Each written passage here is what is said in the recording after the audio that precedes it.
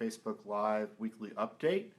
A lot going on this week. We got really going quickly right after the Thanksgiving holiday. And by the way, I hope you all had a wonderful Thanksgiving holiday. And Congress is back in town. I don't know what they're doing, but I know we're doing our work cleaning up government corruption.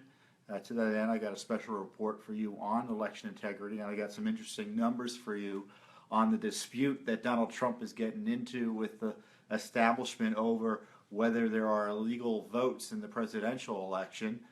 Trump is more right than the liberal media. And then there are new Clinton email developments you'll be interested in as well. At court, we were in court earlier this week, so a lot to give you an update on. But first, let's start with the Clinton emails, because on Monday, we were in federal court again getting an update, or trying to get an update from the Justice Department, which is representing the State Department in litigation we have to get the Clinton emails. Remember, they're not all out yet. And now there may be Clinton-related emails on the Anthony Weiner laptop we all heard about earlier this month or just before the election. And you remember the FBI took all the Huma Abedin emails off of that laptop or computers or whatever there was going on in the Weiner household, and obviously those are potentially government records. There were State Department records in Abedin's non-governmental accounts, and the court in this case wanted to know when those records were going to be turned over by the FBI to the State Department. And so, sure enough, the government comes in this week and tells the court, yes, the FBI is going to turn it over to us, but we don't know when. So we didn't get too much information, but we did at least get confirmation, thanks to our litigation, that these emails eventually going to be turned over to the State Department and then reviewed and released under the Freedom of Information Act. And it's likely going to be up to the Trump administration to accelerate that, or to make that happen more quickly than it would under the Obama gang, which is in complete obstruction mode right now and wants to take years and years and years to release the records they have, especially as it relates to Hillary Clinton. So once again, while the rest of the media is looking the other way, Judicial Watch is still pursuing accountability for government officials in the courts. And it's not just accountability for Hillary Clinton, it's accountability for the agency that allowed her to cover up this illicit email scandal. And it bears repeating that the Clinton email scandal is not just about Hillary Clinton. It's about the State Department, it's about the Obama administration generally, it's about the FBI and the DOJ and how those systems were corrupted. It's about President Obama, who was in communication with Hillary Clinton on this illicit email account. And if we want to clean up government, we've got to take this scandal more seriously, because if they get away with this, if Hillary's able to get away with this, then the whole FOIA law is upended. So, and there's a lot to be done in terms of cleaning up government corruption. I didn't mention this at the beginning, but you should know we've got a big event coming up next week on Tuesday, December 6th at 11 o'clock Eastern. It's going to run on the internet, on Facebook Live for sure, and it'll be widely available afterwards if you can't tune in exactly then. And it's going to be basically a discussion of the first 100 days of the Trump administration as to what it should do with corruption. I think it's titled The Anti-Corruption Agenda, First 100 Days. So you get the picture. And we've got great guests. I'll be hosting it. Our own Ramona Kotka, who is one of our great and capable staff attorneys here at Judicial Watch, involved in much of the litigation I've been talking to you about, whether it be Benghazi, the IRS, or Clinton emails. She'll be there. The former Attorney General of the United States, Edward Meese, he was Attorney General under Ronald Reagan, will be there as well. He's a great man. Honored to be with him. It's worth tuning in just to see him. We have Jim Jordan, a Republican member of Congress, I believe from Ohio, but a real hard charger in terms of investigations and oversight in the House, so he'll be great. And then there's Andy McCarthy, former prosecutor, federal prosecutor, and just a great figure out there in terms of educating the public through his columns at National Review and I think PJ Media about prosecutions, about government corruption, about the war on terror, Andy is a great resource, and so as to what the Justice Department needs to be doing and national security and other things, he's going to be a fantastic speaker.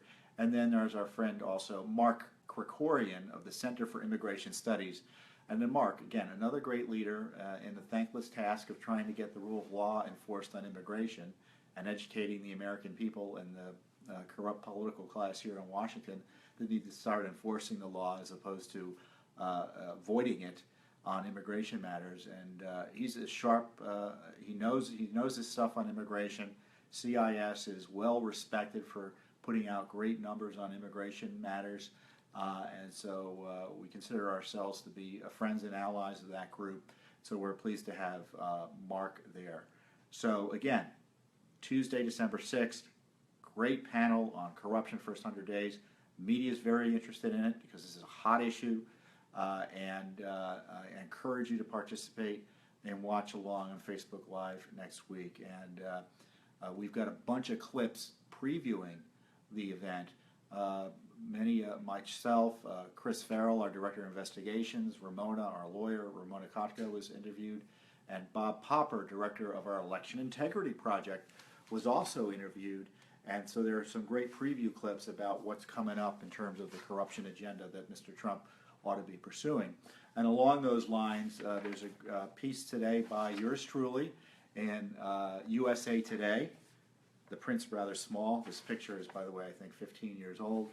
And it's our opposing view to the USA editorial that essentially wanted to let Clinton off the hook. And the title of the interview, the title of our op-ed is "Don't Let Clinton Off the Hook." And we point out that they've got to seriously investigate the Clinton Foundation. And this is how I close it. That is why Trump must commit his administration to a serious independent investigation of the Clinton national security email and pay-to-play scandals. If Trump's appointees continue the Obama administration's politicized spiking of a criminal investigation of Clinton, it would be a betrayal of his promise to the American people to drain the swamp of out-of-control corruption in Washington, D.C. And, I close. No one is above the law. No one is above the law. And no citizen should get a get-out-of-jail-free card just because they are a powerful politician. And I know that's what Hillary wants, which is a get-out-of-jail-free card. So this is the op-ed in today's Wall Street Journal. In today's USA Today. I think we'll be posting a link to it in the comments section. So it should be there as we speak. Also, big news this week on election integrity. Jill Stein, one of the fourth-party candidates for president, was seeking recounts in several states, and I think she basically got one in Wisconsin, and I'm not sure how it's going to proceed. But the big news was that Hillary Clinton was also participating in the recount effort in Wisconsin and other states where Jill Stein was seeking them. So isn't that interesting? The difference in Wisconsin is not going to change as a result of a recount. So I'm not quite sure what the goal is there, unless they want to recount and recount and recount until they get a different result, which is what Al Gore tried to do in Florida. You may not know this, but Judicial Watch was in Florida counting ballots and observing the recount process. And we found plenty of voter fraud down there, and it was voter fraud that went to the benefit of Al Gore. And we were there as neutral observers. So we tried to call it as we see it. And I can tell you, if there's a recount process in Wisconsin and we're able to observe, we will be there. So Judicial Watch is carefully monitoring this situation as part of our election integrity project, and we'll be monitoring the situation in Wisconsin on the ground if necessary, if and when a recount occurs. Now, I know Trump caused a lot of consternation for suggesting that if you took out all the illegal votes in the presidential election, he would have won the popular vote. I think the popular vote difference is 2.5 million, which is largely irrelevant. It's the Electoral College. That's the count that votes. That's the vote that counts in the end. And the reason there is a difference in the popular vote is a product of the Electoral College system.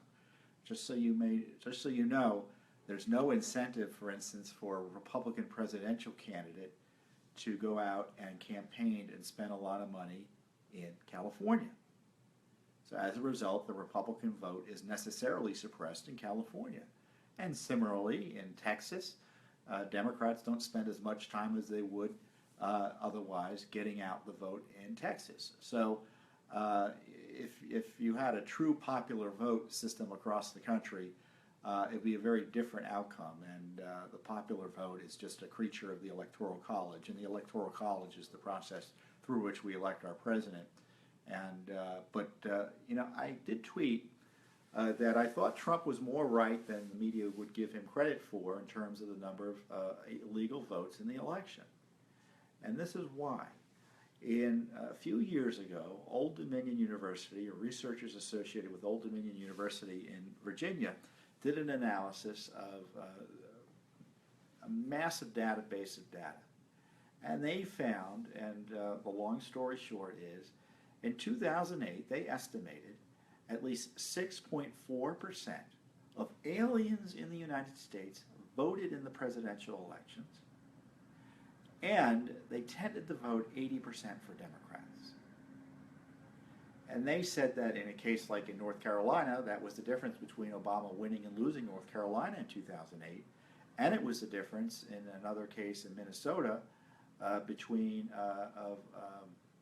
who's the Minnesota senator now? Al Franken. That was the difference in his winning.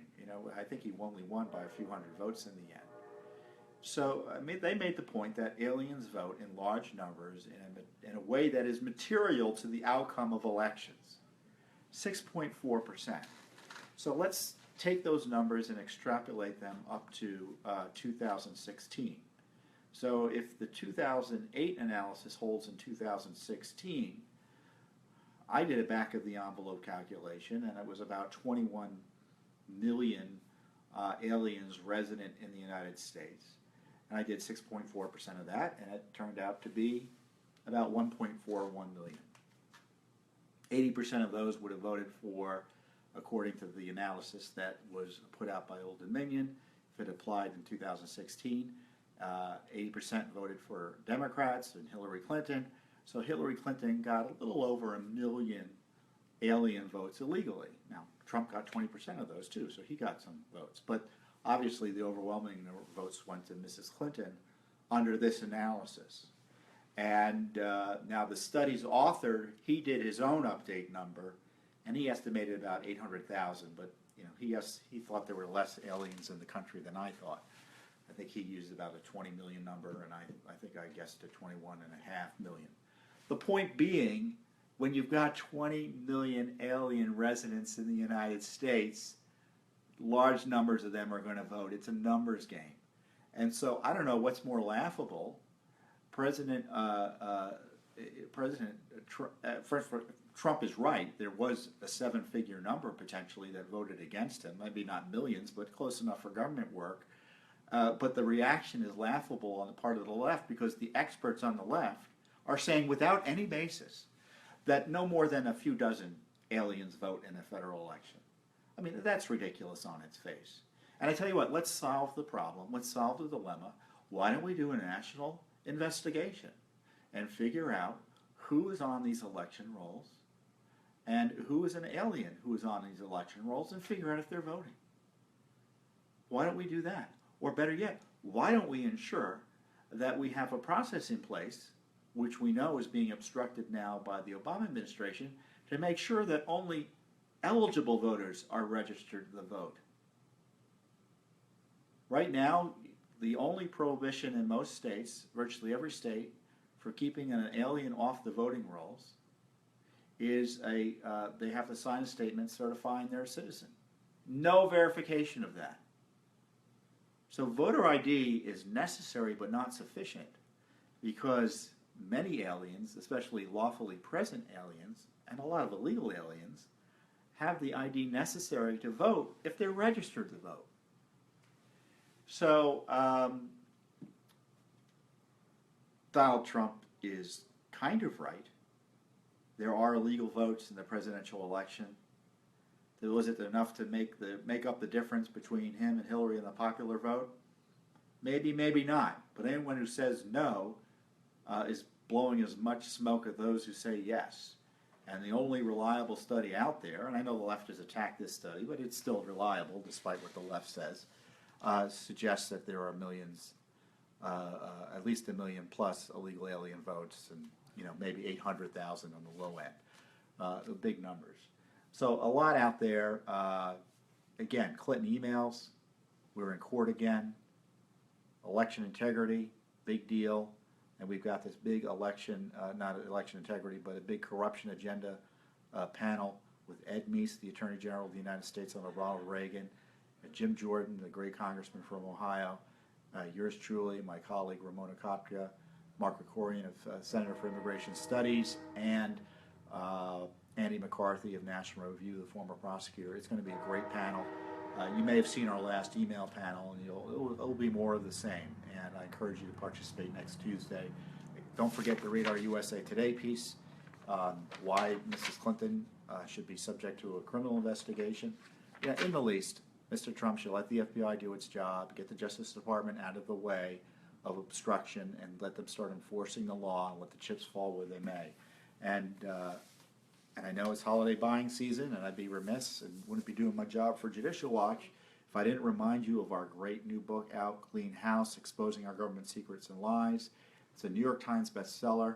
I guess I was moving it around too much. It's a great book, and if you want to know what Trump needs to do and what Congress needs to do, this is the book you need to read, because it tells you where the bodies are buried, figuratively, in the case of Fast and Furious, literally. And you need to read it to educate yourself about what went on during the Obama years, about the Clinton email scandal, and what needs to be done in the future. This book was written. We didn't know who was going to win. This is an agenda that's irrespective of Democrat or Republican. This is about the American agenda and about getting this government back under control and honest and ethical. So that being said, we'll see you next week on Facebook Live with our special panel on the first 100 days, the anti-corruption agenda, and have a great week.